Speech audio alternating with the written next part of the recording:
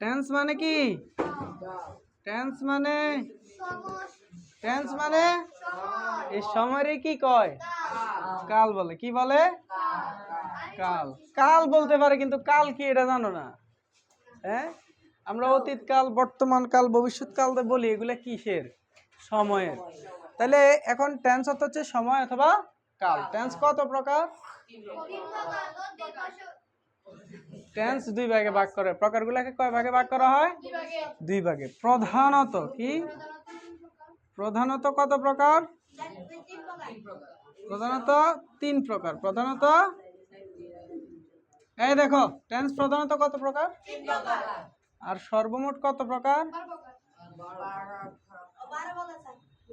সর্বমোট 12 প্রকার। কেমন? তোমাদেরকে কিন্তু পড়ার পর পরে আমি জিজ্ঞেস করবো যা পড়াইছি। এবার দেখো, তাহলে প্রধান তিন প্রকার কি কি জানো নি? প্রধান তিন প্রকার কি কি? প্রেজেন্ট টেন্স, প্রেজেন্ট টেন্স নাকি? তারপরে ফার্স্ট টেন্স, গুড। তারপরে ফিউচার টেন্স। দেখো, ফিউচার টেন্স এগুলো আমি জানি তোমরা পারো, কিন্তু কোথায় আটকাবে এটাও আমি জানি। তাহলে প্রেজেন্ট টেন্স, ফার্স্ট টেন্স এবং ফিউচার টেন্স। এখন প্রত্যেকটা টেন্স আবার কত প্রকার করে?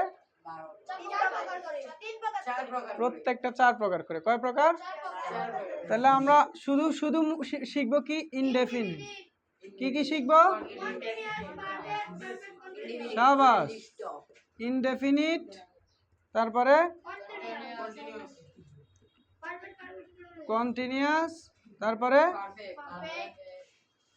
পারফেক্ট, পারফেক্ট,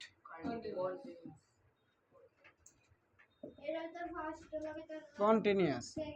এখন তোমরা আমারে এটার সাথে প্রেজেন্ট, ফার্স্ট এবং ফিউচার লাগাই লাগাই বলবে।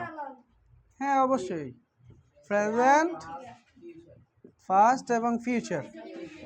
না দেখে পারবা? না দেখে বলতে হবে কিন্তু। সবাই পারবা? তুমি বলো, তুমি হাত তোলো না, দাঁড়াও। You stand up. তুমি প্রেজেন্ট দিয়া সবগুলা বলো। আগে তুমি বলো যে প্রত্যেকটা টেন্স যে 4 প্রকার, এই 4 প্রকার কি কি? তুমি দাঁড়ায় দাঁড়ায় শিখো। আর কে পারো বলছিলে? তুমি বলো। তুমি তাড়াতাড়ি শিখো, পরে কিন্তু নিবো। দাঁড়ানো মানে দাঁড়ায় থাকবা না। এই 4 প্রকার হচ্ছে ইনডেফিনিট, কন্টিনিউয়াস, পারফেক্ট, পারফেক্ট। এই 4 প্রকার শিখলে তোমার 12 প্রকার শিখ হয়ে গেছে। খালি এটির সাথে একটা লাগাই দিবা, বুঝো নাই? যেমন আমি প্রেজেন্ট লাগাইতেছি, দেখো, present indefinite, present continuous, present perfect, present perfect continuous. এবার ফিউচার পড়বো, future indefinite, future continuous, future. শাবাশ। এবার first, first indefinite, first continuous, first perfect, first perfect continuous. Easy কিনা? 12 প্রকার কি আলাদা মুখস্থ করা লাগে? লাগে না। তুমি বলো, ফার্স্ট দিয়ে বলো, না দেখে।